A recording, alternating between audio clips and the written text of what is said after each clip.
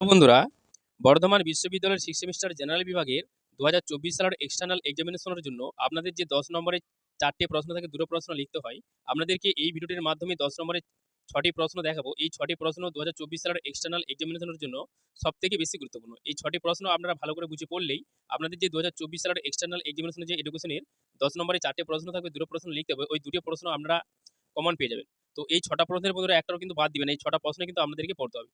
তো বন্ধুরা, আপনাদের কাছে একটা রিকোয়েস্ট করবো, অনেক পরিশ্রম করে এই ভিডিওটি তৈরি করেছি, তাই আপনাদেরকে বলবো চ্যানেলটিকে সাবস্ক্রাইব করুন এবং ভিডিওতে একটি লাইক দিন। আর যদি আপনাদের বন্ধুরা এই এডুকেশন সাবজেক্টটা নিয়ে থাকে, আপনাদের বন্ধুদের মাঝে ভিডিওটি শেয়ার করে আপনাদের বন্ধুদেরকেও উপকৃত করুন। তো এখানে দেখুন বন্ধুরা, six semester general education suggestion 2024 10 নম্বরের প্রশ্নের এর পরবর্তী ভিডিওটির মাধ্যমে আমাদের যে 5 নম্বরের প্রশ্নে যে 6টা প্রশ্ন থাকে, 4টে প্রশ্ন লিখতে হয়, সেই 5 নম্বর প্রশ্নের সাজেশন দেবো। তো এখানে দেখুন, প্রথম যে প্রশ্নটা রেখেছি, শিক্ষা কিভাবে সিস্টেম পদ্ধতি ব্যবহার করা যেতে পারে এটা আলোচনা করো। শিক্ষায় কিভাবে সিস্টেম পদ্ধতি ব্যবহার করা যেতে পারে এটা আলোচনা করো। তো সাথে সাথে বন্ধুরা আপনারা খাতার মধ্যে লেখার চেষ্টা করুন।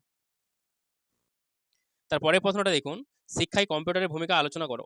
শিক্ষায় কম্পিউটারের ভূমিকা আলোচনা করো। এই যে 6টা প্রশ্ন বন্ধুরা আপনাদেরকে দেখাচ্ছে, এই 6টা প্রশ্ন কিন্তু ভালো করে বুঝে পড়বেন। যোগাযোগ প্রক্রিয়া বর্ণনা করো। যোগাযোগ প্রক্রিয়া বর্ণনা করো। তো 1 থেকে 4 পর্যন্ত যে 4টে প্রশ্ন আপনাদেরকে দেখাচ্ছি, এই 4টে প্রশ্ন আপনাদেরকে পড়তে হবেই।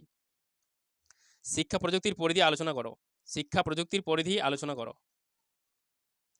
শিক্ষাক্ষেত্রে বিভিন্ন প্রকারের গণমাধ্যমগুলির ভূমিকা আলোচনা করো।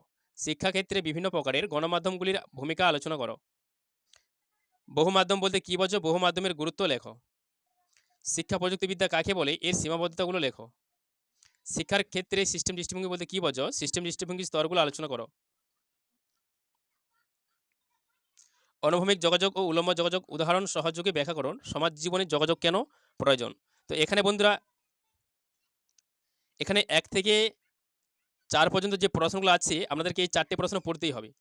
এই 4টে প্রশ্ন সবথেকে বেশি গুরুত্বপূর্ণ 2024 সালের এক্সটার্নাল এক্সামিনেশনের জন্য। আরও যে 2টো প্রশ্ন আপনাদেরকে দেখাচ্ছি, এই 2টো প্রশ্ন পড়তে হবে। দেখুন, এখানে একটা প্রশ্ন দেখুন, শিক্ষার ক্ষেত্রে বিভিন্ন প্রকারের গণমাধ্যমগুলির ভূমিকা আলোচনা করো। শিক্ষাক্ষেত্রে বিভিন্ন প্রকারের গণমাধ্যমগুলির ভূমিকা আলোচনা করো। এই প্রশ্নটা অবশ্যই পড়বেন। শিক্ষা প্রযুক্তিবিদ্যা কাকে বলে? এর সীমাবদ্ধতাগুলো আলোচনা করো বা লেখো। শিক্ষা প্রযুক্তিবিদ্যা কাকে বলে? এর সীমাবদ্ধতাগুলো লেখো। তো এখানে যে বন্ধুরা 1 থেকে 4 এবং আমাদের যে আরও 6-7 যে প্রশ্ন আপনাদের 6টা দেখালাম, এই 6টা প্রশ্ন অবশ্যই আপনারা ভালো করে বুঝে পড়বেন। তারপরে যদি আপনারা সময় পান, আরও যে 3টে এক্সট্রা প্রশ্ন রেখেছি, ওই 3টে প্রশ্ন আপনারা সময় পেলে অবশ্যই পড়বেন।